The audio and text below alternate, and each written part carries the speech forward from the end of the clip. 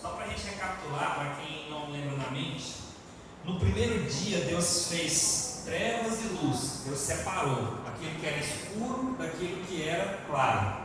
Primeiro dia. No segundo dia, Ele fez separação das águas. Águas para cima e águas para baixo do firmamento, que é o céu, né? Tipo as nuvens e o mar, né? No terceiro dia, Ele separou do meio do mar uma porção de terra seca que saiu, que não tinha terra, era só água. E isso foi o terceiro dia. E dessa porção seca, Ele fez nascer as plantas, né? No quarto dia, Ele fez os luzeiros do céu, sol e lua. No quinto dia, Ele fez os seres viventes, que foram os animais, tanto do mar quanto da terra. No sexto, o último dia de trabalho, o homem para dominar tudo isso. E no sétimo descansou. Então, aqui só para a gente resumir o que nós estamos fazendo, tá? Então, nessa parte aqui, eu gostaria de fazer uma pergunta para os irmãos e para as irmãs, que eu sempre me vi pensando, né? Eu sei que os irmãos também têm curiosidade, não é só eu, né? Os irmãos imaginam como que seria essa narrativa? Os irmãos acham que essa narrativa ela é literal, aconteceu desse jeitinho, ou os irmãos já imaginaram que não fosse literal, fosse uma representação? Algum irmão já imaginou que foram dias mesmo de 24 horas, ou imaginou que eram milhões de anos que conta-se como dias? O que os irmãos pensam? Alguém quer comentar alguma coisa? O que ele já pensou na cabeça sobre os dias da criação? Ou ninguém nunca pensou nisso, em nenhum momento? A gente fica pensando que a Bíblia fala que um dia vai dizer como 1000 anos, 1000 anos como um dia. Fica essa interrogação. E quem fica nisso não vai estudar. Eu sei. É justamente esse o motivo da pergunta, né? Porque eu ficava me imaginando como que é realmente esses dias, né? 6 dias, né? Deus trabalhou 6 dias. Será que foram dias de 24 horas igual a gente? Né? Tudo de uma hora para outra assim, saiu? Ou foram dias como se fosse 1000 anos, né? Não é interessante isso? É uma pergunta que eu me fazia. E ainda tem uma outra forma de pensar que eu acredito que pouca gente já pensou, que é o que a gente vai falar hoje. Que é totalmente diferente disso aí. Não fala sobre tempo, ele fala sobre o significado. Entendeu? Não é sobre o tempo, se foi rápido, se foi. Eu não vou falar sobre isso, se foi rápido, se foi longo, se foi de verdade ou se foi uma alegoria, né? Uma fantasia representando algo. Eu não vou falar sobre isso, eu vou falar sobre o significado espiritual. Aí, assim, se o caso, um dia para Deus foi assim, muitos anos, né? Aí já dá base para a ciência hoje. O cientista vai para a Terra.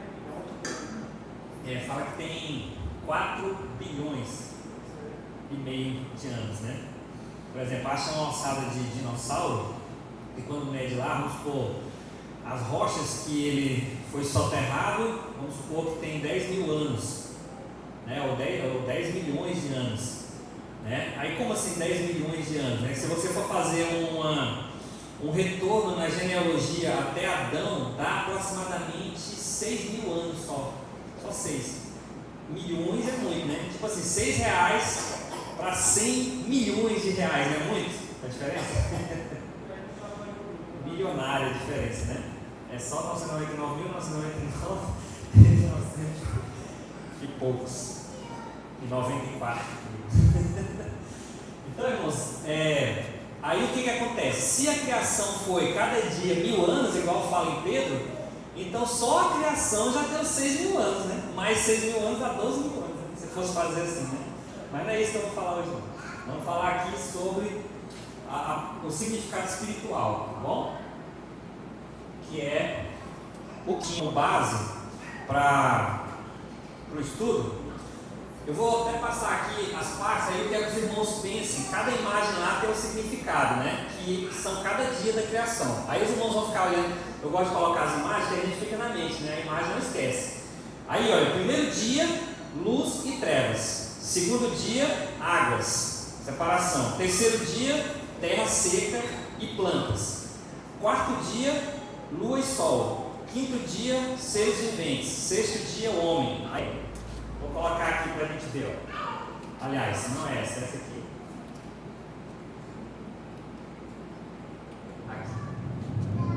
No princípio era aquele que é a palavra. Ele estava com Deus e era Deus. Ele estava com Deus no princípio.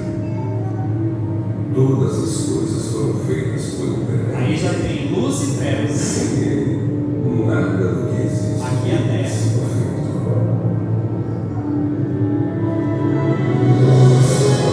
Águas. Aqui nós temos separação de águas, aqui terra seca, já é outro dia. Aí plantas. Plantas foram no terceiro dia. Aí o quarto dia, sol e lua. Tem nas imagens. As plantas do dia, aí é o sol, o luzeiro No e princípio, a lua. Deus criou os céus. Aí nós vamos falar sobre isso aqui, ó. A criação é uma profecia sobre a história da humanidade, a parte espiritual que ela representa. Aí, ó, animais são aves e animais da terra. Isso daí foi quinto dia. Quinto dia. Mas irmãos vão lembrando das imagens e aí quando eu for falar fica mais fácil. Aí, o sexto dia, Deus criou o homem, do pó da terra e do barro. A imagem dele, com mãos, olhos, nariz, pernas, braços. A imagem que ele tinha moral e espiritual. Então, a imagem e semelhança de Deus, assim como um ser como Deus. Entendeu? Então esse daí foi o sexto dia. Aí por que eu parei aí? Porque o significado é até o dia de hoje, dos dias da criação. O sétimo dia, espiritualmente, ainda não começou. Entendeu? Então, eu creio que os irmãos entenderam essa sequência. Ela trata de todos os dias da criação. Cada imagem que passou lá, a primeira foi o universo ali, né? Escuro e virou luz, né? Então é luz e trevas, primeiro dia. Segundo dia foi quando teve aquela neblina e aquela água, os irmãos viram no vídeo, né? É a separação da parte de água de cima, que são as nuvens, e a parte de água, que é o firmamento, e a parte de água de baixo, que é o mar, que são os rios, né? Esse foi o segundo dia. O terceiro dia, os irmãos viram as plantinhas nascendo, né? Que é terra seca, surgiu de dentro da água. Quarto dia foi a lua e o sol, que a gente viu ali nos últimos. Quinto dia, os seres viventes, que a gente viu as aves, a gente viu os animais, tigre, girafa, todos os animais. Daí no sexto dia, Deus criou o homem ali com as mãos, né, no barro, fazendo. Aí o sétimo dia é o descanso. Amém? Então, aqui que é o tópico, né? Aí a gente começa sobre a parábola da criação. Quando alguém viu essa palavra parábola, alguém pode ficar pensando que eu acredito que o relato da Bíblia é só uma história, né? Mas não é esse sentido. Parábola significa comparação, né? Significa comparar uma história. Então, o principal tema aqui é comparar essa história da criação, que eu acredito que é uma história real, com a parte espiritual que ela representa. Por isso que eu chamei de parábola, tá? Parábola da criação. Então nessa parte aí, a gente vai ver dessa forma. Aqui nós vamos ver aquilo que o Marcos falou, os 1000 anos, né? Olha, se os irmãos abrirem Salmo 78, verso 2, diz assim, ó: abrirei os lábios. Olha só, Salmo não é Jesus. Ele está representando o que Jesus falou. Salmo mais ou menos 500 anos antes do que Jesus ia fazer. Como é que Jesus ensinou, irmãos? Por parábolas. Só que 500 e poucos anos antes já estava escrito que ele ia falar por parábolas. Que coisa incrível, né? Lá nos Salmos, na época de Davi, depois de Davi teve Salomão, os outros reis tudinho, foram para o exílio, voltaram do exílio, 400 anos de silêncio, depois veio Jesus. Ou seja, 500 e poucos anos antes já falava como que Jesus ia ensinar as multidões. Abrirei os lábios em parábolas e publicarei enigmas, quer dizer, mistérios, né? Dos tempos antigos. Será de que tempos antigos que ele está falando? Lá de Gênesis. Alguém falou que Gênesis, ele contém toda a história da humanidade, só em Gênesis. Toda a eternidade está escrita em Gênesis, até o nosso futuro hoje. Porque lá em Gênesis 3,16, lá em Gênesis 3,15, se não me engano, fala a primeira profecia, o primeiro evangelho, Deus falando que da semente da mulher nasceria um, pisaria na cabeça. Então já estava falando de Apocalipse, lá em Gênesis, não é verdade? Então Gênesis contém toda a eternidade, num só livro. É por isso que é muito difícil estudar Gênesis, no sentido de estudar ele completamente. A gente pode passar 10 anos, 20 anos aqui todos os dias estudando e não vamos completar o estudo de Gênesis. Eu garanto para você. Essa parte que eu vou falar é só o significado espiritual dos 6 dias da criação e o 7º descansou. Só isso que eu vou falar. Não vou falar nada de Abraão, as outras coisas para frente, não vou citar, que não é o objetivo. Então, o que eu quero focar? Eu quero dizer o seguinte, que Deus está falando com parábolas, quer dizer, comparação. Ele está falando mistérios, enigmas, coisas escondidas que só de Deus revelando aos homens, coisas escondidas dos tempos antigos, que são dos tempos antes do homem, antes da criação do homem. É isso que ele fala. Então a gente vai começar a aprender isso. Eu quero aprender, os irmãos querem? Amém. Olha aqui, ó. Isaías 46, 9 a 10, diz assim, ó: lembrai-vos das coisas passadas da antiguidade, Deus falando, que eu sou Deus e não há outro, eu sou Deus e não há outro semelhante a mim, desde o princípio. Gênesis significa princípio, tá? Em português. Desde o Gênesis anuncio o que há de acontecer no futuro, né? E desde a antiguidade, a época de Abraão, de Adão e de Noé, eu anuncio as coisas que ainda não aconteceram ainda, vai acontecer depois. Que digo, o meu conselho permanecerá de pé, farei toda a minha vontade. Esse versículo aqui, ele embasa o estudo, né? Ele diz assim, que Deus anuncia o futuro desde o princípio, né? É isso que a gente vai falar. Aí aqui, ó, aquilo que o Marcos falou, né? Todavia, uma coisa, amados, que não deveis esquecer: para o Senhor, um dia é como 1000 anos, e 1000 anos é como um dia. 1000 anos para Deus é a mesma coisa de um dia, passa rápido, né? Porque Ele é eterno, Ele não medita no tempo, né? E um dia pode ser 1000 anos, porque o tempo não atinge ele está fora do tempo, só atinge a nós, né? Aí depois, esse daqui é a parte que a gente vai focar, né? Não é um versículo bíblico, é só um comentário. Diz assim, ó: a regra geral das escrituras, ou seja, a maior parte das escrituras é o que? É uma exposição de coisas espirituais com base em coisas materiais, para o homem poder compreender a Deus. O que eu quero dizer com isso? Eu quero dizer o seguinte: a maior parte da escritura, vamos dar um exemplo, a construção do tabernáculo.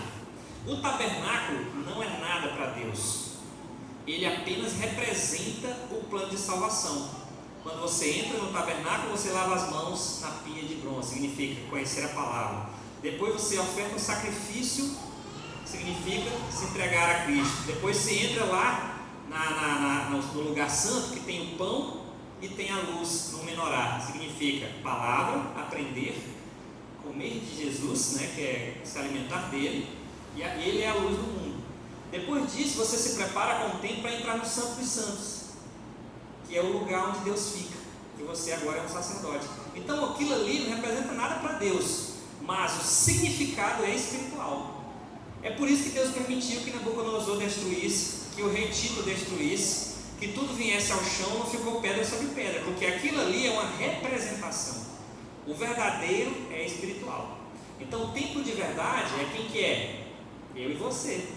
O templo de verdade é o ser humano, porque Jesus falou isso em João, se não me engano, João 4, quando ele falou com a mulher samaritana: iria vir dias em que o verdadeiro adorador adora o Pai em espírito e em verdade. Não é mais no lugar, não é mais em Jerusalém, não é mais em cima do monte, é a pessoa, é o corpo. Em qualquer lugar que você está, você adora a Deus, né? Então, no geral, a Bíblia é algo espiritual explicando para a gente entender. Porque se Deus falasse só o espiritual, a gente não ia entender nunca. O que ele faz? Ele coloca uma coisa material para você começar a entender. Ah, então isso tem um significado assim. Porque eu sei o que é isso. Isso é material. Eu conheço, eu pego, eu sinto o cheiro, eu vejo. O material ajuda a gente a entender o espiritual, né? Aí vamos para o primeiro dia da criação. Aqui nós vamos ver que é luz e trevas, né? Então, pelo que nós vimos no primeiro dia, nós vamos entender que fala de luz e trevas. O que vem na cabeça dos irmãos quando diz assim, luz e trevas? Sem falar da criação de Gênesis, no geral, espiritualmente falando, o que vem na cabeça assim? Luz e trevas. Luz lembra o quê? Céu e inferno, rebelião e paz. Jesus, eu sou a luz do mundo, né? Então quando fala assim em luz e trevas, significa trevas, rebelião, Satanás, né? O mal. E é Jesus que veio para dissolver as trevas. Então o que os irmãos entendam? Já está começando a entender o que eu quero dizer, né? Quando ele fala do primeiro dia que houve luz e trevas, separou a luz das trevas, quer dizer que tudo era trevas. O que a Bíblia fala sobre isso? O mundo jaz no maligno, trevas. Aí o que ele fez? Eis que enviou meu filho ao mundo como luz para as nações. Então Jesus é a luz do mundo. Significa dizer que o primeiro dia da criação é o momento em que Jesus se manifestou aos homens. É a luz separando as trevas, né? Então vamos ler aqui, ó. O que diz? Aqui diz assim: no princípio criou Deus os céus e a terra. Já existiam. A terra, porém, estava sem forma e vazia. Só aqui a gente pode passar muitos anos falando sobre isso, né? Sobre a rebelião de Satanás, que caiu na terra, que destruiu a terra, e que espiritualmente a terra ficou sem forma e vazia. Tem essas teorias, né? E também tem a teoria que fala que só Deus criou e não tinha nada. Depois Deus foi fazendo as coisas acontecer, né? Aí, ó, havia trevas sobre a face do abismo. Abismo na Bíblia, quando você... Lembra daquela vez que eu falei como é que a gente estuda a Bíblia? Você lê uma palavra, vê aquela letrinha que tem lá e vai lá em outro versículo que fala sobre aquela mesma letrinha, o significado. Um exemplo, se você buscar essa palavra abismo na Bíblia, você vai achar vários lugares onde fala sobre abismo. A maioria dos lugares que fala abismo significa inferno, lugar onde estão os perdidos. Então, espiritualmente falando, o primeiro dia representa que toda a terra estava perdida, o mundo jaz no maligno, todos estavam perdidos, estavam no abismo. E aí, havia trevas sobre a face do abismo. Abismo material significa águas, quer dizer o oceano. Nós temos um lugar bem profundo no planeta Terra, que fica no Oceano Pacífico, que mede 11 mil metros de fundura. 11 mil. 11 mil dá quanto? Daqui em Novo Horizonte, né, mais ou menos, quase isso. Novo Horizonte é 12, né? 12. Então é um pouquinho perto de Novo Horizonte. Imagine você caminhando daqui para Novo Horizonte a pé e essa distância para baixo, dentro d'água, afundando. Então esse é o lugar mais fundo do mundo, do oceano, chamado Fossas Marianas, que fica no Oceano Pacífico. Então isso daí é o que a gente chama de abismo na Bíblia, significa lugar coberto pela água, abismal, ou seja, profundo, escuro, tenebroso. Não dá para chegar lá ao ser humano. E espiritualmente representa o inferno, o lugar onde estão os perdidos. Então, havia trevas sobre essa face. Só que Deus pensou, eu vou tirar esse povo de lá, espiritualmente falando, né? O que ele pensou? O Espírito de Deus pairava sobre a face das águas. Na Bíblia, se você buscar águas, em todo lugar na Bíblia, águas representa o quê? Quem sabe? Águas. Em Apocalipse tem: ele reinará sobre águas, reinos, tribos e nações. É o que? Povos, né?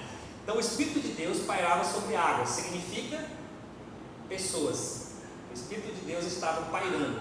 Quando eu busco o significado hebraico dessa palavra pairar, eu vou abrir aqui para os irmãos verem. Essa palavra na Bíblia original, não em português, deixa eu achar aqui, é o versículo 2, pairava. Em hebraico essa palavra é rachá, significa ficar macio, pairar, é uma palavra que significa tipo chocar, né? Tipo a galinha faz com os ovos, chocar, aquecer, ficar por cima, né? É tipo um carinho, né? Uma espécie de carinho. É mais ou menos isso. É uma palavra bem antiga. Significa pairar.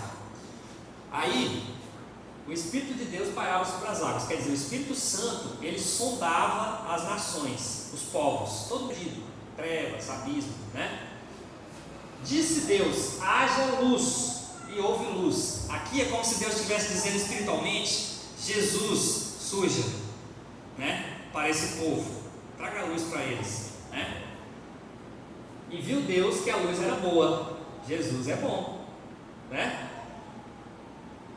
E aí ele fez separação das luzes e das trevas, e chamou Deus a luz dia e as trevas noite, e houve o primeiro dia, né?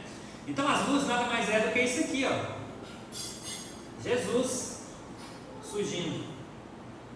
Então, ó, agora a gente vai para as conexões, ou seja, ligar aquele versículo lá com outros versículos que falam o que eu estou dizendo, para não dizer assim, não, foi só o irmão que falou isso, não tem isso na Bíblia. Vamos lá na Bíblia, né? As ligações proféticas. Salmo 104:30. Envia o teu Espírito, eles são criados, e assim renovas a face da terra. O Espírito sobre a face da terra, das águas. Então Deus planejando enviar o Espírito Santo para preparar o caminho para Jesus vir, entendeu? Esse é o significado do primeiro dia, os primeiros 1000 anos da raça humana, né? Então esse aí está falando sobre o Espírito sobre o abismo, né? Olha o outro versículo, Isaías 14:15. Contudo, serás precipitado para o reino dos mortos, o mais profundo do abismo. O que é o reino dos mortos, irmãos? É o inferno, o mais profundo do abismo. É por isso que o Espírito pairava sobre o abismo, porque as pessoas estavam lançadas lá. Então ele tinha que resgatar, né? Em Efésios 2:1-3, olha o que diz: Jesus vos deu vida, estando vós mortos nos vossos delitos e pecados. Quer dizer, lá no abismo, né? Espiritualmente falando, nos quais andastes outrora, segundo o curso deste mundo, segundo o príncipe da potestade do ar, do espírito que agora atua nos filhos da desobediência.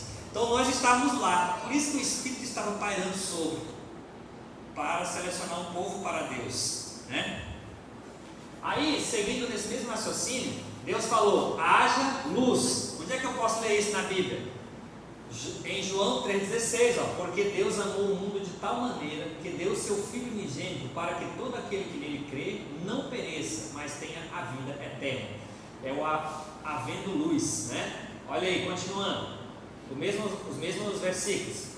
A vida estava nele e a vida era a luz dos homens. A luz resplandece nas trevas, né? Luz resplandece nas trevas. Haja luz. Viu a ligação? Houve um homem enviado por Deus, cujo nome era João. Este veio como testemunha para testificar-se a respeito da luz, que é Jesus, né? A fim de todos virem a crer por intermédio dele. Ele não era a luz, João, mas veio para testificar da luz, que é Jesus, a saber, a verdadeira luz que vinda ao mundo ilumina todos os homens. Então haja luz, é Jesus, espiritualmente, né? De novo falou Jesus, dizendo: eu sou a luz do mundo, quem me segue não andará nas trevas, pelo contrário terá luz e vida. Então isso daí confirma que aquela é Jesus no meio das trevas, surgindo para trazer vida a quem estava lá, porque o Paulo falou lá em Efésios que nós vivíamos lá, junto com a perdição, né? Aí continuando, isso aqui é Isaías.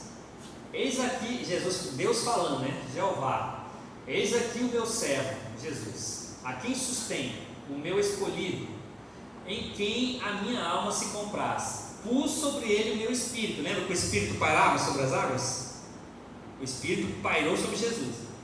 E ele promulgará o direito para os gentios. Quem são os gentios? Nós, né? Eu, o Senhor, te chamei em justiça, tomar-te-ei pela mão e te guiarei. e te guardarei, e te farei mediador de aliança com o povo e luz para os gentios. Viu? Jesus é a luz para os gentios, para nós que não somos judeus, gentios. E aí ele fala assim, ó, para abrir os olhos dos cegos. Por isso que fala, haja luz. Cego não vê, aí abre os olhos, aí haja luz, né? E para tirar da prisão o cativeiro e do cárcere os que jazem em trevas. Isso está em Isaías 42, 1 e o versículo 6 e 7. Peguei só umas partes para a gente não ficar muito longo o estudo, mas se você ler o 42 todo, você vai entender que ali está falando que nós vivíamos em trevas, no abismo. O Espírito veio, viu tudo, pairou sobre e ungiu a Jesus para trazer luz para esse povo cego, para sair da prisão, né? Este é o primeiro dia da criação. Vamos seguir. Olha só, Isaías 42:16. Guiarei os cegos por um caminho que não conhecem, que é o caminho de Cristo. Fá-los-ei andar por veredas desconhecidas, tornarei as trevas em luz perante eles, e os caminhos escabrosos, que é escuros, né, em planos. Estas coisas lhes farei e jamais os desampararei. Isaías 42:16. Amém? Então ficou claro aqui que Jesus representa a luz do primeiro dia, que veio sobre as trevas, né? Espiritualmente o significado é esse. Aí os irmãos viram aqui, ó, uma arca, não viu? Lembra da arca de Noé, né? É um barco sobre as águas e a chuva. Isso daqui tem relação com o segundo dia. Lembra que eu falei? Segundo dia, o que aconteceu lá? Separação das águas. Águas para cima e águas para baixo. Lembra? E eis que faz separação entre as águas no firmamento e as que estão abaixo do firmamento. Esse foi o segundo dia. E Deus viu que era bom. Então olha só. Na Bíblia eu acabei de falar, o que representa as águas? Representa povos, nações, não é isso? Então, a gente vai ler aqui, aí vai ficar mais fácil de entender. Ó. Olha o que está escrito lá em Gênesis 1, 6 a 8. E disse Deus, haja firmamento, quer dizer céu, né? Separação, céu e terra, no meio das águas, e separação entre águas e águas, as águas que estão nas nuvens e as águas que estão no mar. Fez, pois, Deus o firmamento, a separação entre as águas debaixo do firmamento e as águas sobre o firmamento, e assim se fez. E chamou Deus o firmamento de céu, e houve tarde e manhã no segundo dia. Então aqui nós estamos falando de separar as águas. É como se fosse assim, separar as nações, separar os povos, né? Águas são povos, tribos e nações, lá em Apocalipse fala, não é isso?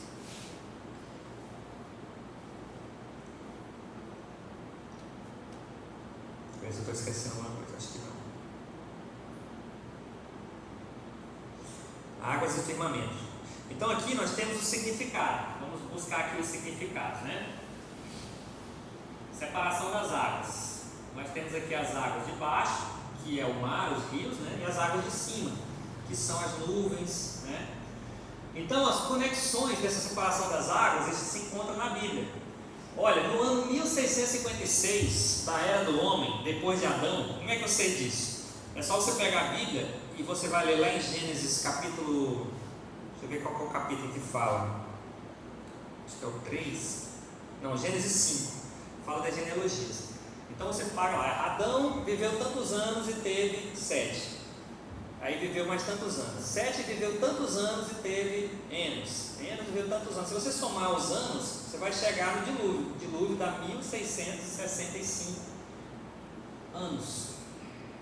São os anos que as pessoas viveram e tiveram os filhos. É só somar que dá certinho, não tem erro, né? Viveu tantos anos, teve um filho.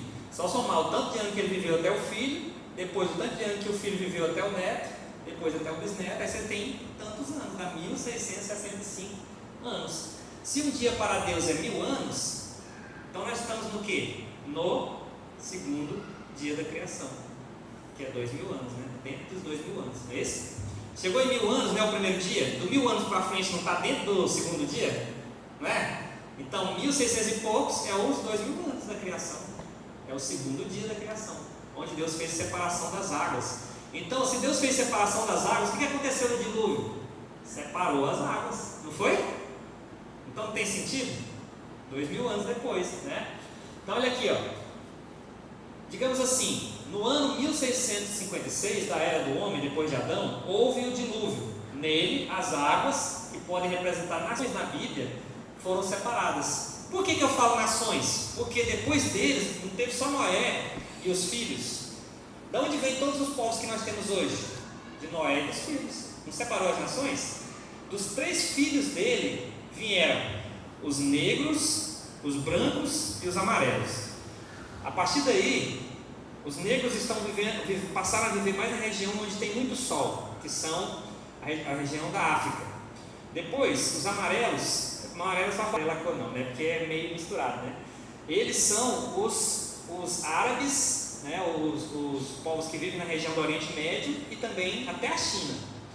E os brancos são os que foram viver nas áreas mais frias, que é os europeus, os russos, que foram mais para cima. Então eles saíram do lugar onde a arca parou. Onde a arca parou sobre as águas, lá no Pico Ararat, que fica na Turquia hoje, desceu Noé e os filhos. Daqueles dali tiveram filhos e filhos e filhos e foram gerando todas as nações, que são as 3 grandes nações que nós temos hoje. A partir dessas 3, vão haver misturas e surgem as pessoas, assim como os brasileiros. Por exemplo, nós brasileiros somos misturas de portugueses, de europeus, de indígenas que vieram da região dos amarelos, que vieram lá da Rússia, desceram dos Estados Unidos para baixo, viveram aqui os incas, os tupi-guarani que viviam aqui no Brasil, né? Esse povo todinho. Aí nós somos mistura desse povo, né? Os brasileiros, um exemplo. Então, as nações nessa época, na época de Noé, entendeu? Bora ler aqui onde é que diz? Gênesis 10:1. São estas as gerações dos filhos de Noé, Sem, Cão e Jafé. E nasceram-lhe filhos depois do dilúvio. Quais são esses? Olha, os filhos de Jafé são, eu vou ler aqui, mas só o final que importa, tá? Porque às vezes as pessoas não gostam de ficar lendo genealogia, mas tem sentido, tá? Ó, Gomer, Magog, esse Gomer aqui é os descendentes dos que foram lá para Grécia. Magog são os descendentes que ficam ali da Turquia para a Rússia, aquele povo daquela região. Madai são o pessoal que vive ali no Oriente Médio, vivem ali. Javã também, Javã e Tubal, eles foram para a Europa, hoje são os espanhóis, os franceses, italianos, entendeu? Meseque e Tiras, né? Os filhos de Gomer, que são descendentes de Jafé, são Askenaz, Rifat e Togarma. Os de Javã são Elisá, Tarsis, Quitim. Esses aqui são aqueles que viraram os povos da Babilônia, tá? Dodanim, onde vem Nabucodonosor, vem os reis, né, que escravizaram Israel.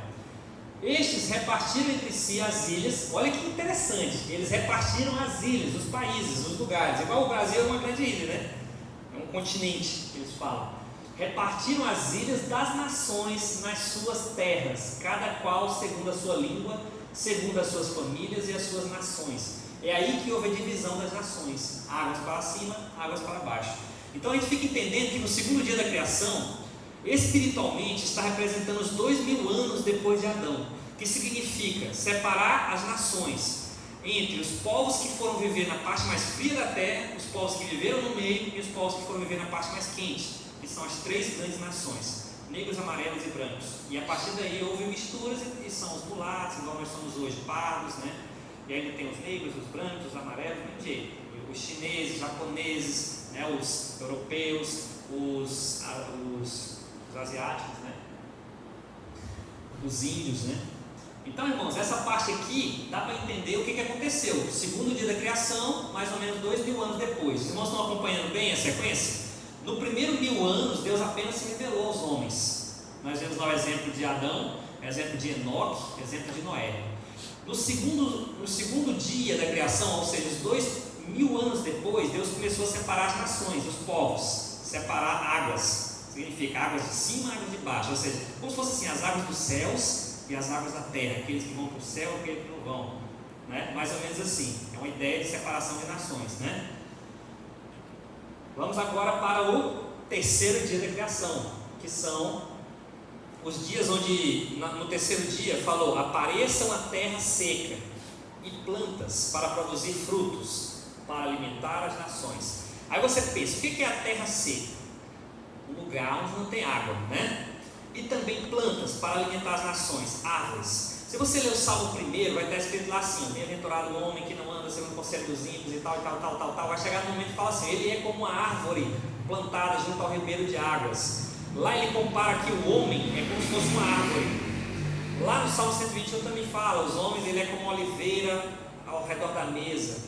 Aí fala: vocês, eu sou a videira verdadeira, vós os ramos. Então, de certa forma, Deus compara o homem com árvore, uma planta.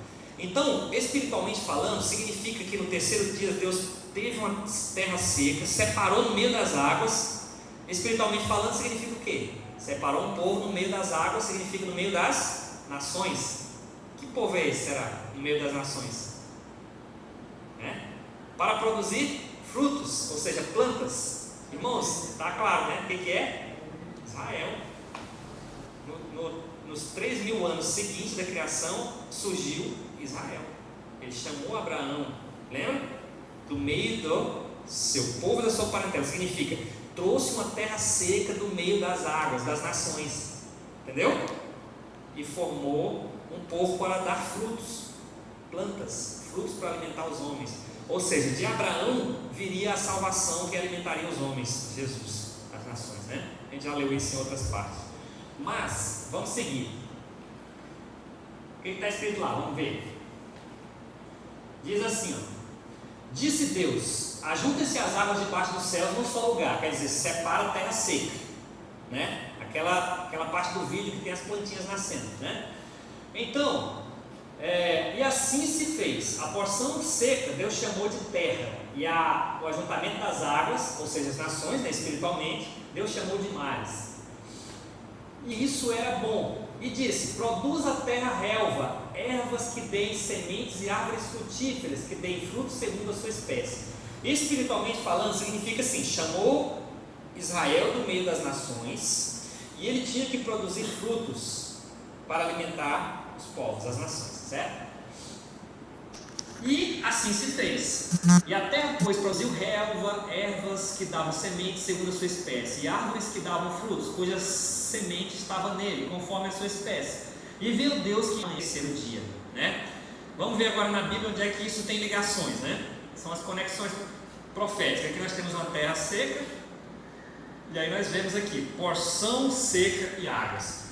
Quando é que aconteceu isso? Deus chamou Abraão no ano 4045, mais ou menos no ano 4000 depois de Abraão, depois de Adão. Abraão existiu. Deus foi e chamou ele lá da terra de Ur dos caldeus, do meio de um povo que não servia a Deus, do meio de águas, né? Nações. Então ele saiu.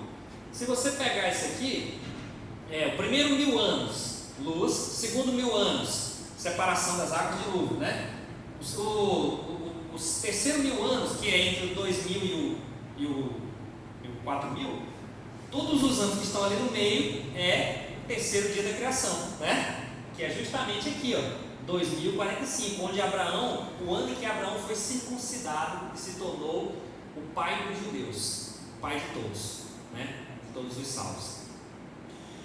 Nessa parte aí, irmãos, é o terceiro dia da criação, porção seca, as águas, dentro das águas, né? As árvores são como homens. No Salmo 1, verso 3 diz assim: ele é como árvore plantada junto à corrente de águas, que no devido tempo dá o seu fruto, e cujas folhas não murcham, e tudo quanto faz será bem sucedido.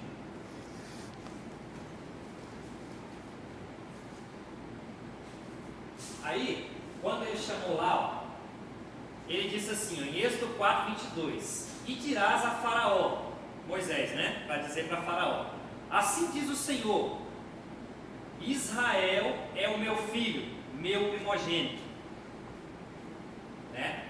Saiu o povo do meio das águas, né? Saiu ali do Egito e foi para a terra, Deus tirando. Em Gênesis 12:1 diz assim, ó, Deus a Abraão: sai da tua terra, da tua parentela, das águas, das nações, né? Da casa de teu pai, e vai para a terra que te mostrarei. E aí ele fez surgir terra seca, certo? Então essa parte aí é o que a gente chama porção seca e as águas ao redor, são as nações. É o terceiro dia, justamente no período dos 3.000 anos ali depois de Adão. Nós estamos contando de Adão para frente, né, da criação. No primeiro 1.000 anos, como Jesus se manifestando aos poucos, a Sete, a Enoque, a Noé, aos poucos se revelando, né? Ele aparecia para Abraão como um anjo, né? Ele falava assim, porque se fosse um anjo, irmãos, pense, lá fala assim, ó, o Senhor, se tivesse tantas pessoas lá em Sodoma e Gomorra, o Senhor ia destruir? Não, se tivesse tantas pessoas, não, e se tivesse tantas, ele estava falando como se fosse para Deus. Quem que é Deus? Jesus. Jesus estava lá com ele. Jesus confirmou isso nos evangelhos quando disse assim, ó, você tem só 30 e poucos anos para conosco, quer dizer que conhece Abraão? Sim, eu conheci Abraão. Ele fala em evangelho, falou, Abraão viu o meu dia e se alegrou. Ele conheceu Abraão e conversou com ele. Inclusive comeu um leitão lá, um carneiro com leite, né? Cozinhado com leite lá por Sara, né? Está escrito lá em Gênesis. Então Jesus conheceu ele. Então no terceiro dia, que representa espiritualmente o terceiro 1.000 anos, surgiu Israel, né? Aí nós vemos aqui, irmãos, olha que bonitinho isso aqui. Vou até voltar aqui para os irmãos verem. O que está ali, ó? O que representa essa cena? O que os irmãos lembram? 3 aqui. O que os irmãos lembram? Dá para matar a charada, né? Uma estrelinha e 3 homens aqui. Quem lembra aí? Os 3 reis magos, né? E aqui a estrela guiando para o nascimento de Jesus. Ou seja, no 4º dia da criação ou 4.000 anos depois de Adão. Vamos lá? Então aí nós temos o 4º dia da criação. Vamos ler o que está escrito lá em Gênesis. Diz assim, ó. Disse também Deus, haja luzeiros. Nós já falamos que luzeiros, luz é Jesus, né? Por que será? Alguns falam assim, como é que nasceu plantas, se as plantas vivem de sol, e o sol só vai aparecer no 4º dia? Isso aí está errado pela ciência, né? Alguns falam isso, não falam? Aí se a gente for contar que os dias são 1.000 anos, fica difícil, né? Como é que as plantas iam viver 1.000 anos sem sol? Né? Não é difícil, Marcos? Eu estava falando agora há pouco, né? Mas ele está falando que espiritualmente é Jesus. Jesus só podia nascer 4.000 anos depois de Adão. Bem no meio da história da humanidade. Para dividir antes de Cristo, depois de Cristo. Entendeu? Não podia nascer antes e nem depois. Não podia nascer na nossa época hoje. Entendeu? A terra teria sido destruída se fosse até hoje. Então olha aqui, ó, haja luzeiros no firmamento dos céus, para fazer separação entre o dia e a noite, que é Jesus, né? E sejam eles para sinais. Jesus é para sinal, certo? Para as estações, para dias e anos, e sejam para luzeiros no firmamento dos céus, para alumiar a terra, luz para toda a terra. Jesus. E assim se fez. Fez Deus os 2 grandes luzeiros, o maior para governar o dia, que é o sol, Jesus, né? E o menor para governar a noite, e fez também as estrelas. Depois nós vamos ver quem são as estrelas, né? E colocou no firmamento dos céus para iluminarem a terra, para governarem o dia e a noite e fazerem separação entre a luz e as trevas. E viu Deus que isso era bom. Houve tarde e manhã, o 4º dia, 4.000 anos depois de Adão. Entendeu? Então vamos ver as conexões proféticas. Aqui nós temos o sol, é o luzeiro principal. Então os luzeiros do dia e da noite, as conexões bíblicas são essas aqui, ó. Jesus nasceu após 4.000 anos da criação do homem. Se Adão nasceu 4.000 anos antes de Cristo, Jesus nasceu no ano 4 antes de Cristo. É engraçado falar isso, né? Jesus nasceu no ano 4 antes de Cristo, né? No ano 4 antes da nossa era cristã. Nós estamos no ano 2019, certo? 2019 anos depois do ano 1. Só que Jesus não nasceu no ano 1, ele nasceu 4 anos antes. Nasceu no 4º ano antes de Cristo, certo? Porque houve um erro no calendário, na escrita do calendário, não tem um ano 0. Então existe 4.000 anos antes e existe 4.000 anos depois, né? Então Jesus nasceu exatamente nesse dia, né? Que é 4.000 anos da criação. Ele é o luzeiro principal. As estrelas, se você ler lá em Daniel capítulo 12, depois os irmãos leem. Lá fala o que é os luzeiros, né? As estrelas, né? As estrelas são mensageiros enviados para todas as nações, são aqueles que brilham pequeninos, que enviam mensagens, são aqueles que evangelizam, que buscam almas, que resgatam, que fazem cultos, que trazem pessoas para Deus, que pregam a palavra, que cantam hinos, que fazem com que pessoas chorem, se convertam a Deus. Esses são as estrelas, são aqueles que brilham no lugar escuro, nas trevas, para trazer pessoas para Deus, entendeu? Aí leiam depois Daniel capítulo 12, os irmãos vão ficar maravilhados com o que está escrito lá, sobre as estrelas que brilharão, né? Isso é para o futuro. A lua serve para marcar as estações e os tempos. Na Bíblia, essas estações aí são chamadas de moed, que em hebraico significa períodos de tempo, que eles marcam como se fossem festas, né? As festas da lua nova, as festas da colheita e vai. São aquelas festas lá, as festas da trombeta, as festas da expiação, festa da Páscoa, as festas de Pentecostes, né? Lá em Israel tem direto, né? Então nessa parte aí, irmãos, nós entendemos que esse quarto dia, ou os 4.000 anos depois, eles representam dessa forma. A lua, ela representa estações e tempos, igual lá em Salmo 104:19. Não sei se está aqui. Fez a lua para marcar o tempo, o sol conhece a hora do seu ocaso. Salmo 104, versículo 19. Lá no hebraico, essa parte de marcar o tempo significa moed, que é a mesma coisa que período de tempo ou festas dos judeus. São as festas que representam tempos específicos, né? Que passam esses tempos aí. Então olha só, vamos entender por que Jesus é o sol, que foi criado no quarto dia, ou 4.000 anos depois. Aqui em Malaquias 4:2, olha o que está escrito: mas vós, outros que temeis o nome do Senhor, nascerá o sol da justiça, que é Jesus, trazendo salvação nas suas asas. Saireis e saltareis como bezerros soltos na estrebaria. Malaquias 4:2. São os últimos versículos do Velho Testamento. Ele está dizendo que no futuro Jesus vai vir como o sol da justiça, trazendo salvação nas suas asas. E ele representa o sol. O sol representa ele, né? O poder, né?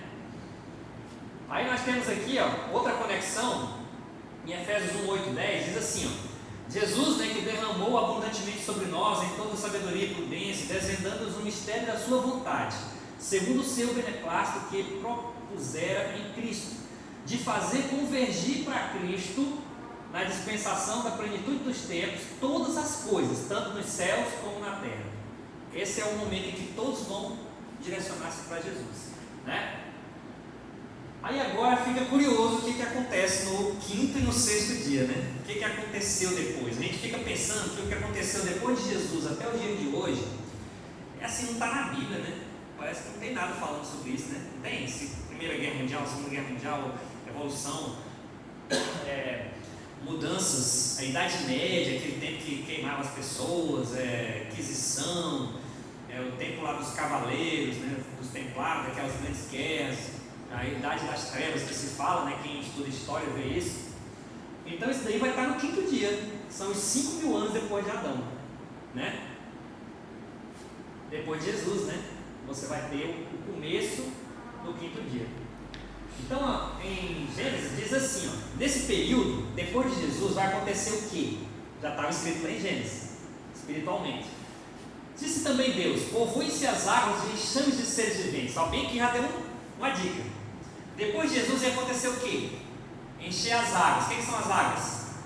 As nações, com seres viventes, cristãos. O que aconteceu depois de Jesus? Encheu as nações de cristãos, seres viventes. O que é o símbolo que representa o cristão, irmãos? Peixe. Encheram as águas. Entendeu? Dizendo já o que aconteceu? Exatamente isso. O peixe representa o cristianismo, né? Tem tudo escrito. Criou Deus, pois, né? Interessante, né? Muito. E voem as aves sobre a terra, sobre o firmamento dos céus. Criou, pois, Deus os grandes animais marinhos, né? E todos os seres viventes que rastejam, os quais povoam as águas. As águas são as nações. Seres viventes que rastejam são aqueles que não são convertidos. Representam espiritualmente aqueles que não levantam a cabeça para Deus. Aqueles que voam são os que têm visão espiritual, estão acima, no céu, vendo tudo, né? Os quais povoam as águas. O que são as águas? Nações. Enchem as nações de pessoas assim, né? São as pessoas, né? Os seres viventes. Os quais povoam as águas segundo a sua espécie, e todas as aves segundo as suas espécies. E viu Deus que isso era bom. Começou a encher as águas, as nações, né?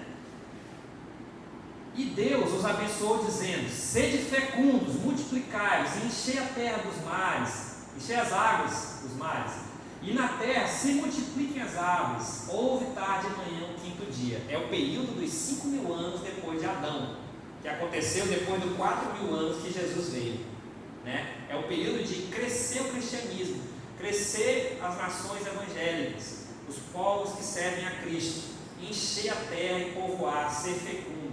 Esse é o período de 4.000 anos depois da criação, e Jesus já estava falando isso lá em Gênesis. Deus já falava isso lá no início, e a gente não entendia, né? Agora entendemos. Olha aqui o símbolo, ó. O que Pedro estava fazendo quando Jesus chamou? Isso aí, né? Ele estava lançando a rede. O que Jesus falou para ele? Vinde atrás de mim e eu vos farei pescadores de homens na terra seca. Estes cristãos, entendeu? Seguidores de Cristo, discípulos. Então nós passamos a ser pescadores na terra seca. Lembra da terra seca que a gente falou? Povoar as águas, que são as nações. As águas são nações, os seres viventes são os frutos do Evangelho. Olha, Mateus 24,14. E será pregado este Evangelho do Reino por todo o mundo, não para todas as pessoas, viu? Tem gente que está esperando que o Evangelho pregado para todas as pessoas e virá o fim. Não é. É para todas as nações. Por exemplo, se chegou num lugar que não tinha nada, já chegou. Nunca teve Evangelho numa nação. Chegou o Evangelho lá, acabou. Não é necessário todos daquela nação ouvir. É só chegar na nação. Aqui fala nações, não pessoas. O Evangelho será pregado em todo o mundo, e não todas as pessoas do mundo, entendeu? Para o testemunho de todas as nações, e não pessoas. Então virá o fim. Senão ele tinha falado todas as pessoas. Lá fala nações. Qualquer um pode acessar no YouTube. E lá no YouTube você converte a linguagem para sua língua, né? Uma pregação sobre. Olha só que interessante. Paulo, falando em Romanos 10, 14, 15, diz assim, ó. Isso daqui que Paulo estava falando já estava em Isaías 52:7. Lembra da letrinha que eu falei? Se você ler lá, Romanos 10, 14, 15, vai ter uma letrinha. Se você olha na letrinha, ela vai estar escrito lá, Isaías 52:7. É uma citação que Paulo fez de Isaías, tá? Como, porém, invocarão aquele que não creram? As pessoas, né? Como, pois, crerão naquele que nada ouviram? Não ouviu nada de Jesus, né? E como ouvirão se não há quem pregue? Então tem que ter quem pregue, né? São os pescadores. E como pregarão se não forem enviados? Então tem que ter quem envie para pregar, né? E como está escrito? Escrito aonde? Em Isaías 52:7. Quão formosos são os pés dos que anunciam coisas boas. Essa palavra coisas boas, se você abrir lá, significa lá em Isaías 52:7, está escrito lá coisas boas, traduzido para o português, mas no hebraico ela é uma palavra que significa, que na verdade o que está escrito lá? Bessorá, em hebraico. Bessorá significa evangelho. Não é interessante? Em português foi traduzido para boas novas, coisas boas, que é evangelho grego. Evangelho é uma palavra grega, evangelion, significa boa notícia, ou seja, Jesus salva. Evangelho, né, em grego. Só que em hebraico já tinha escrito essa palavra. Em hebraico significa bessorá, em grego evangelho, em português boas novas. É a mesma palavra. Então ele está dizendo que aqueles que anunciam o evangelho de Jesus, lá em Isaías, eles são os pés bonitos, né? Porque eles vão andar e vão anunciar. Ele diz assim, ó, traduzindo para o português mesmo, é assim, ó, quão bonitos são os pés dos que anunciam o Evangelho de Jesus. Isso Isaías falando 400 anos antes de Jesus. Interessante, né? A Bíblia é maravilhosa. Então esse daqui é muito bonito. Aí povoará a terra Olha só, isso daqui, irmãos, é tremendo. Se vocês puderem anotar e depois estudar em casa, é muito bom. Eu vou falar uma coisa aqui com um significado espiritual. Quando você lê Ezequiel, às vezes é uma palavra difícil de entender, né? Você fala, o que está querendo dizer aqui? Um negócio de olho de dentro, olho de fora, brilhando, fazendo isso, aquilo outro. Tudo é espiritual. Vamos ver o significado dessa parte? Olha aqui, ó. Então lhe disse: estas águas saem para a região oriental e descem à campina e entram no Mar Morto. O Mar Morto é um lugar onde só tem sal, não tem peixe, não tem nada vivo lá, só sal. Cujas águas ficarão saudáveis. Toda criatura vivente que vive em enxames viverá por onde quer que passe este rio. Um rio vai passar lá, entendeu? E isso é espiritual. Aí ele diz assim, ó, e haverá muitíssimo peixe, e aonde chegarem estas águas tornarão saudáveis as do Mar Morto, e tudo viverá por onde quer que passe este rio. Junto a ele se acharão pescadores, pregadores do Evangelho, desde En-Gedi até em Eglaim. Haverá lugar para se estenderem redes de pesca. Isso é espiritual. E seu peixe, segundo as suas espécies, será como o peixe do mar grande, em grande multidão.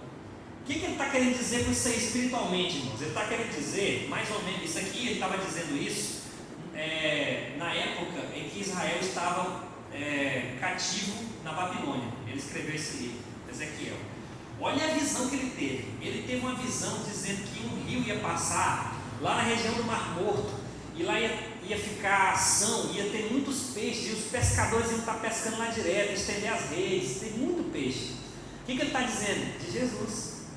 Jesus ia viver nessa região do Mar Morto, lá na região de En-Gedi. Ele ia pregar a muitas pessoas e muitos se converteriam. Depois dele foi Pedro, Tiago, João, Felipe, pregaram a Samaria, aquele povo todinho se converteram, aldeias inteiras. Depois outros pregaram, mais de 3.000 pessoas se converteram. Quem que pregou? Pedro, pescador, estendeu a rede e milhões de peixes vieram. O que é peixes? Cristãos. Olha que maravilha essa profecia, né? Quem é que vai pensar uma coisa dessa? Só se você estudar. Aí você vai entender. É Jesus. É Jesus. O rio é Jesus. Lembra? Quem crê em mim, rios de água viva fluirão, que correrão para a vida eterna. É Jesus, o rio de água viva. E os peixes são as pessoas que se converteram. Os pescadores estendendo a rede é Pedro, Tiago, João, que pregaram e converteram muitas pessoas. E os seres viventes, multidão excessiva, são os cristãos que se converteram lá, naquela região do Mar Morto. Não é que o Mar Morto vai deixar de ser salgado, é que lá começou o Evangelho desse jeito, né?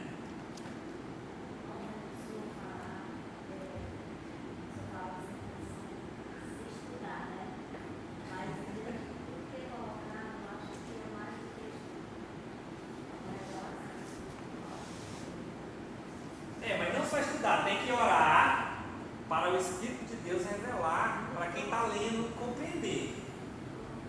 Tem que estudar mesmo e ao mesmo tempo tem que buscar a revelação de Deus. Aí o Espírito revela ao seu coração o entendimento, para que é o significado.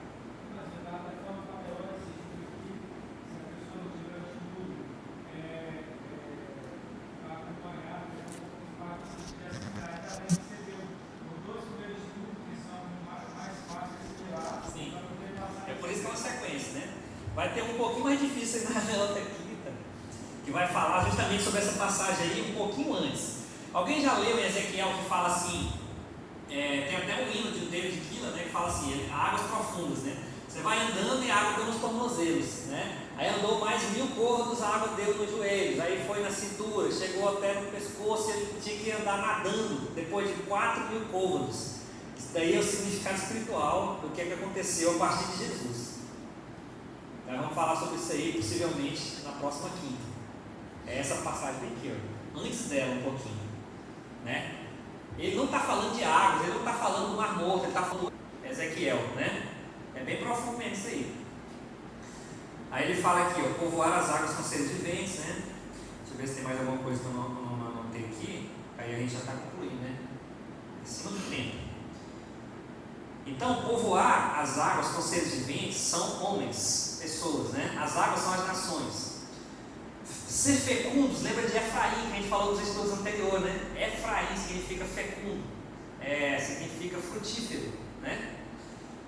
E a proliferação do Evangelho, isso que a gente leu aí. Então, lá em Isaías fala Bessorá, que significa Evangelho em hebraico. Em Ezequiel 47, 8 a 10, que é esse que a gente leu aí, está escrito sobre os enxames de peixes ou homens, né?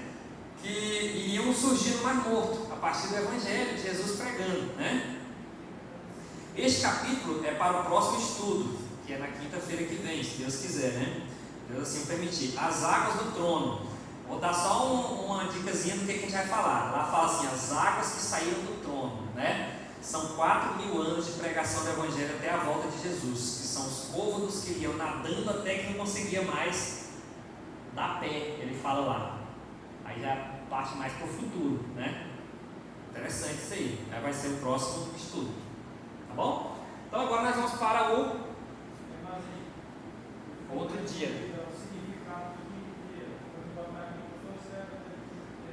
Ah, muito bom. Significado do quinto dia. Deixa eu colocar aqui com as palavras mais... lá fala sobre povoar as águas com seres viventes. Significa pregação e expansão do Evangelho. Né? Quinto dia. Povoem as águas, seres viventes. Produzam peixes, animais que rastejam, aves do céu. Reproduzam-se, multipliquem-se. Né? Quer dizer, preguem a palavra, tragam pessoas para Jesus, aumentem o cristianismo. Dentro das águas, ou seja, das nações, tragam pessoas para Deus. Esse é o significado espiritual do quinto dia. Né? É muito interessante essa ligação, né? Rapaz, eu fico maravilhado quando leio, estudo e termino, né? Negócio que é pouco tempo, eu queria ter mais tempo para fazer, mas a gente faz aí e Deus honra, né? Dá tempo. Na quinta passada eu tive que viajar e hoje eu viajei de manhã para poder estar à noite. Então nós vamos agora para o sexto dia e talvez um dos mais importantes, né? Porque o outro é só descansar. O Vitinho vai gostar, ele achou bom aqui. Então esse aqui, irmão, o sexto dia, é o que tem no sexto dia? Eu botei até uma imagem aqui, ó, dá para entender, não dá? O que significa essa imagem aqui? É a ressurreição, né? Jesus só ficou o lugar vazio, né? Só o pano que embrulhava ele saiu. Então vamos ler o que diz lá no sexto dia, né? O que diz? Diz assim, Gênesis 1, 24 a 27. Disse Deus: produza a terra seres viventes, conforme a sua espécie, animais domésticos, répteis, animais selvagens, segundo a sua espécie. E assim se fez. E fez Deus os animais selvagens segundo a sua espécie, os animais domésticos conforme a sua espécie, que são os animais que os homens criam, né? Vaca, bezerro. E os animais selvagens são leões, que os homens não criam, né? Normalmente. Fez Deus animais selvagens segundo a sua espécie, os animais domésticos conforme a sua espécie, e todos os répteis da terra conforme a sua espécie. E viu Deus que isso era bom. Isso daqui, né? É o que estava indo no outro dia, certo? Agora, Deus disse o seguinte, passando agora para o sexto dia, Deus disse assim: agora nós vamos fazer o homem à nossa imagem, conforme a nossa semelhança. Irmãos, essa parte aí está claro que não é só dizer que fazia Adão. Tem uma coisa mais profunda aí. Ou os irmãos acham que é só dizer, fez Adãozinho, bonequinho de barro. Não tem nada a ver com isso, é uma coisa espiritual. Agora pensa comigo, quando eu falo fazer o homem de acordo com a minha imagem, o que vocês lembram que homem é esse? De acordo com a imagem de Deus. O homem espiritual, Jesus. Né? Jesus. Olha só, imagine comigo agora a parte espiritual. Façamos o homem conforme a nossa imagem e semelhança. E ele tem, olha só, nem falei essa parte, só falei a primeira. Igual a Deus. Quem que é igual a Deus? Jesus. Ele falou: eu sou como o Pai, o Pai, quem me conhece, conhece ao Pai. Eu sou como Ele. Então isso é espiritual. Entendeu? Agora vamos entender que aí é Jesus mesmo. O que está escrito na frente? Tenha Ele domínio sobre todos. Quem vai ter domínio sobre tudo? O homem tem domínio sobre tudo. Tu pode chegar na selva africana e falar para o leão sentar lá e fazer o que tu quer? Não pode. Marco, tu consegue chegar numa cobra sucuri de 11 metros e falar para ela fazer o que você quer? Não, o homem não tem domínio sobre os animais. Eu estava vendo na selva. Olha aí, um exemplo. Aí eu estava assim, era mais ou menos A onça. umas 8 horas, bem escuro, próximo assim, de uma estrada, assim, no meio da floresta. Eu vi o carro da floresta. E eu assim, para me acostumar, eu vi um ruivo e onça brigando. Eu entendi bastante. Nesse momento tu percebeu que não tinha domínio sobre os animais. Isso é porque eu estava com água nas mãos. Então, imagine, então, irmãos, o homem que vai ter domínio sobre todos os seres viventes chama-se Jesus Cristo, que vai ter domínio sobre todos no céu, na terra e debaixo da terra. Entendeu a parte espiritual? Por que a gente pensa, eu não tenho domínio sobre nada nenhuma, né? Foi, né? Caiu. Porque quem tem domínio é Jesus, né? Então olha aqui, tenha este homem que ele faz no sexto dia, que aí já tem alguma coisa a ver com nós hoje, né? No sexto dia, domínio sobre os peixes do mar. Quem são os peixes do mar? Os cristãos. Peixes cristãos, lembra? Sobre as aves dos céus, tem visões espirituais. Sobre os animais domésticos, são os mansinhos, né? Sobre toda a terra e sobre todos os répteis. Quem são os répteis? Os seguidores do diabo. Ele é quem? O dragão. O dragão é quê? O que é dragão, Luiz Eduardo? Réptil, né? Dragão é um réptil, um grande dragão. Dinossauro. Dinossauro significa dragão terrível, ou réptil terrível, né? Então, dragão é os seguidores do dragão. Esses são os répteis, que não servem a Deus, né? E ele vai ter domínio sobre eles também, né? Aí, inclusive, Paulo fala: dobrem-se diante dele todos os joelhos, os céus na terra e debaixo da terra, porque ele vai ser o homem que vai ter domínio, né? Os que rastejam na terra, esses são os demônios, né? São os que rastejam no pó da terra. Pó é o homem que foi feito do pó. O pó da terra é o demônio que se alimenta do pó, né? Criou Deus, pois o homem. O que é a igreja? Na lata, nem pensou muito, é a igreja. Então, o homem é Cristo, a mulher criou depois, porque Cristo veio primeiro. Agora você entende aquela história, por que a mulher não foi criada primeiro? Porque primeiro veio Cristo e depois a igreja não vem antes de Cristo, porque o significado é espiritual, não é porque a mulher tinha que ser criada em segundo plano, não tem nada a ver com isso, é porque é espiritual o significado de Eva, é a esposa do Cordeiro. O Cordeiro é Cristo, é o primeiro homem, entendeu? Fica claro, não fica? É a última coisa. Segundo Adão, né? Hã? Exatamente.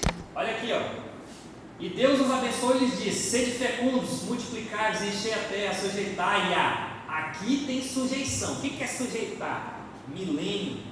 É onde todos vão ter que seguir a lei de Cristo com vara de ferro. Se aqui não quer seguir a do Bolsonaro, vai ter que seguir a de Cristo, porque lá é vara de ferro, não tem negócio de passar a mão na cabeça, de direitos humanos, nem muita coisa não, vai ser de acordo com a vara de ferro, ou seja, com a lei de Jesus, né? Dominai sobre os peixes, que são os cristãos, sobre as aves dos céus, sobre todo animal que rasteja pela terra. E disse Deus ainda: eis que vos tenho dado todas as ervas que dão sementes, e se acham na superfície de toda a terra, e todas as árvores, que são os homens, né?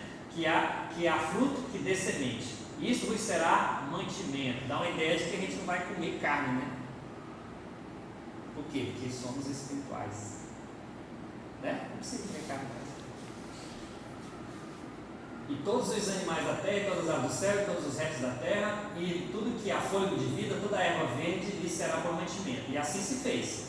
Viu Deus tudo quanto fizera, eis que era muito bom. Só aqui que ele falou que era muito bom, viu? Houve tarde e manhã no sexto dia. Olha aí, irmãos, Quem que é esse aí? É a ressurreição. Sexto dia vai ter a ressurreição. Então olha aqui, homens para povoar a terra. Fez os animais e o homem para povoar a terra. A gente leu, né? Eis que tudo era muito bom. Representa a ressurreição do sexto dia. Quer dizer que 6.000 anos depois haverá a ressurreição para começar o milênio. Isso é arrebatamento. Sair, ressurgir, né? Depois de 2, olha só que bonito isso aí, ó. Anota isso aí também para ler depois. Ó. Oséias 6, 2 e 3. Isso daqui significa quando Jesus vai vir, né? Depois de 2 dias, o que são 2 dias, Marcos? Você sabe desde o começo do estudo. 2 dias são 2000 anos, né? Depois de 2 dias, nos revigorará. Opa, vai ficar bom de novo. Eis que o nosso corpo será transformado, né? Tessalonicenses 4, né? E ao terceiro dia, ou seja, depois desses 2000 anos, começando os 3000 anos, né, que já estamos nele, nós estamos em 2019. 2000 anos foi no ano 2000. 2019 já estamos vivendo os 3000 anos depois. Chegou no 2000, depois dos 2000, no começo dos 3000, nós já estamos no terceiro milênio, né?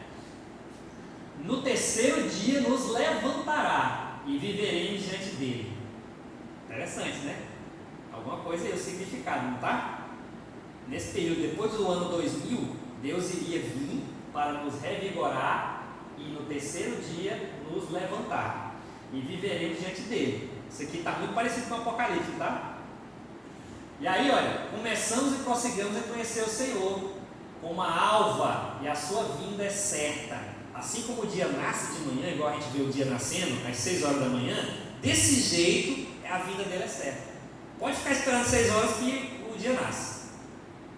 Do jeito que nasce, a vinda dele vai ser. Ou seja, do jeito que a certeza que você tem que 6 horas da manhã o dia nasce, assim também tem que ter certeza da vinda dele. É o que ele está dizendo aí. Entendeu? E ele descerá sobre nós como chuva. Olha que coisa bonita, né? Como chuva serôdia que rega a terra. O que é essa chuva serôdia? Chuva serôdia é a chuva que vem na época da colheita. É aquela última chuva para você colher, encher o grão e colher. Na soja tem muito isso, né? Aquela última chuva para o grão da soja encher e ficar maduro para colher. É arrebatamento. É a chuva serôdia, os últimos tempos onde o evangelho está pregando, chegou, amadureceu, formou semente, aí vem os anjos e corta, significa arrebatamento, né?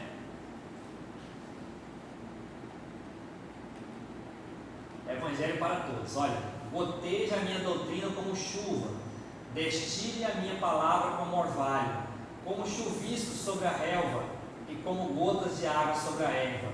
É pregar o evangelho, né? Quando você prega o evangelho para alguém, você está fazendo isso aqui, ó, como orvalho, destilando a palavra para as pessoas ouvirem, entenderem e crescerem, né? O orvalho. As nações verão isso e se envergonharão. Todo o seu poder porão a mão sobre a boca e os seus ouvidos ficarão surdos. Lamberão pó como serpentes, como répteis da terra tremendos, que é o arrebatamento, né? Sairão dos seus esconderijos e tremendo virão ao Senhor nosso Deus e terão medo de ti. Isso aí é o grande e poderoso dia do Senhor, que lá falam os profetas. Aqui é Miqueias 7, 16, 17. O homem criado no sexto dia é Jesus. Ele governa sobre tudo e sobre todos. Sai da sua boca uma espada afiada para com ela ferir as nações. Ele mesmo as regerá como cetro de ferro e pessoalmente pisa o lagar do vinho com furor do furor da ira de Deus Todo-Poderoso. Apocalipse 19, 15. É a vinda de Deus, né? O dia do Senhor. Ao vencedor que guardar até o fim as minhas palavras, eu lhes darei autoridade sobre as nações, e com cetro de ferro as regerá, que é o que eu falei. Cetro de ferro, ou seja, dureza de lei. Se não seguir, está fora. E as reduzirá em pedaços como se fosse objeto de barro. Naquele dia farei a favor dela aliança, que é testamento, Novo Testamento, né? Olha que bonito, isso aqui é o milênio.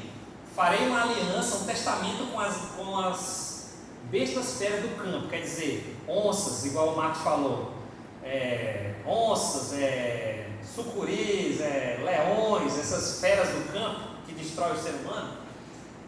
Deus vai fazer uma aliança com eles, para nunca mais ferir o ser humano, entendeu? Vai ser manso, vai ser mansinho, né? Com as aves do céu, com os répteis da terra, e tirarei desta o arco, a espada, a guerra, não vai ter mais guerra, né? E farei o meu povo repousar em segurança, Oséias 2,18, quer dizer, não tem mais guerra, é paz, porque é Deus que domina. Estou esperando esse dia. Isso é complicado.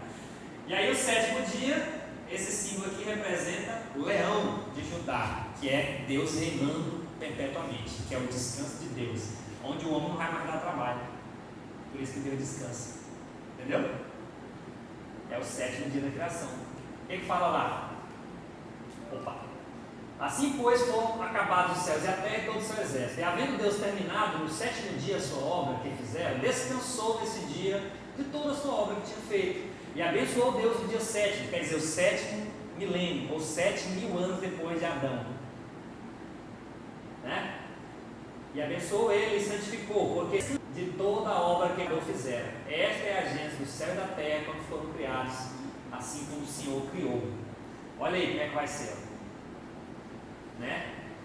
Descanso. E então virá o fim, quando ele entregar o reino a Deus e Pai, quando houver destruído todo o principado, que é demônio, né? E toda potestade e poder, porque convém que ele reine até que haja posto todos os inimigos debaixo dos pés. O último inimigo a ser destruído é a morte, porque ninguém vai morrer mais, né? Porque todas as coisas sujeitou debaixo dos pés, e quando diz que todas as coisas estão sujeitas, certamente exclui aquele a quem subordinou, que é Deus Pai. Quando, porém, todas as coisas estiverem sujeitas, depois do sétimo milênio, 7.000 anos, o que Jesus vai fazer?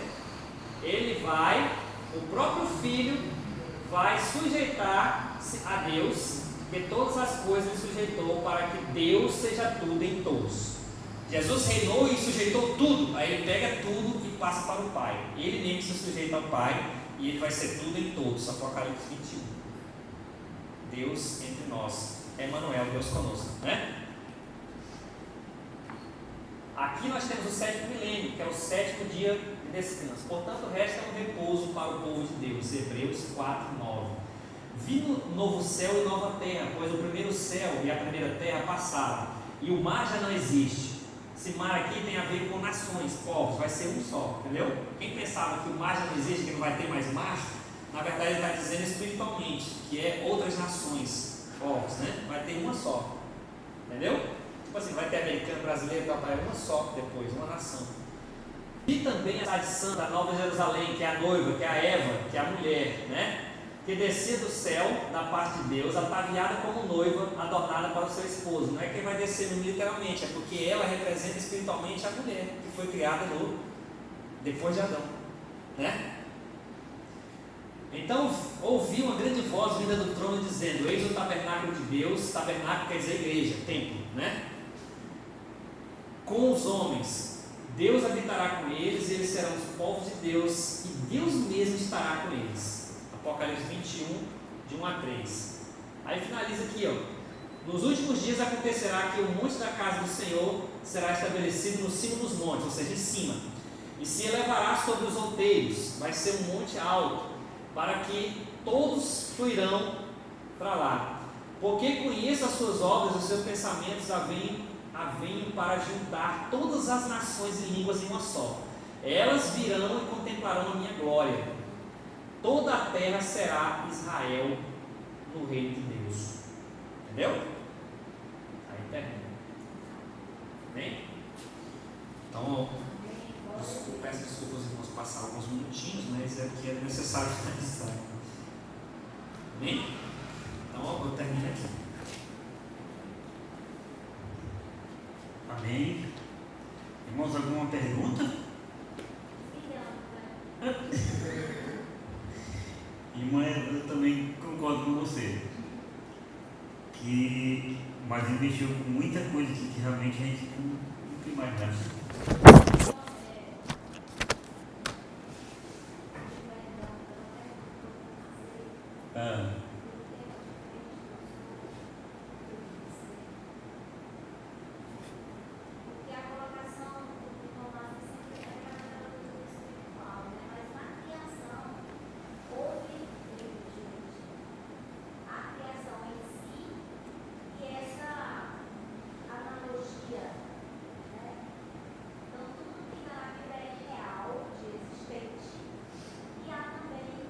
O espiritual.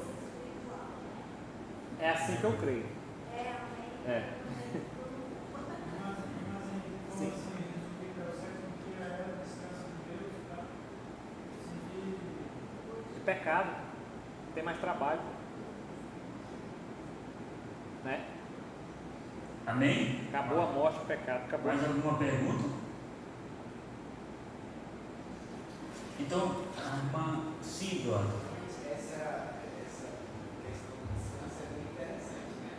Porque se você for ver o contexto de uma guerra, você vence uma guerra, você descansa, né? E a palavra diz que o Senhor tem vários inimigos a ser derrotados. Vai ter uma guerra, vai ter uma guerra.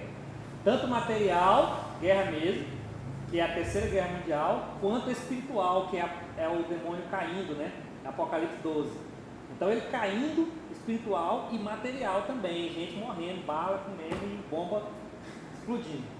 E a palavra fala que o último inimigo a ser vencido é a morte, né? Depois disso, acabou. Não precisa mais. Descansa. Sim, Maia.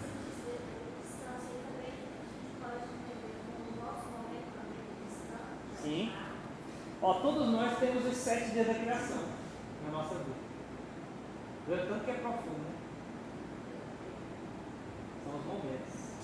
O que eu achei interessante é que quando a gente vai pegar isso que a gente lê na Bíblia, vamos dizer assim, literalmente, que a gente está vendo o texto aqui, a gente lê, e que tudo isso tem algum significado espiritual, a gente começa juntando peça. E, por exemplo, quando chegou ali, nós estamos vivendo já no terceiro milênio, Cristo está às portas, não é? Sim. É uma boa resposta para nós, né? Você entendeu ali? Quando a gente chegou ali, que quando nós estamos vivendo ali, já entrando no terceiro milênio, significa que Jesus está às portas. Porque ele falou que no terceiro dia nos revigorará. É. Na verdade, nós já entramos no terceiro milênio, né? Porque 2000 foi o ano 2000. De 2000 para frente é o terceiro milênio. Amém? Já estamos no terceiro. Então, com certeza, eu não tenho 2019. dúvida, eu não tenho dúvida que nós estamos vivendo os tempos do fim, né? Amém? Irmã, você está ocupada, não está? Irmã Débora, vem aqui, irmã Débora. Sim, Marquinhos.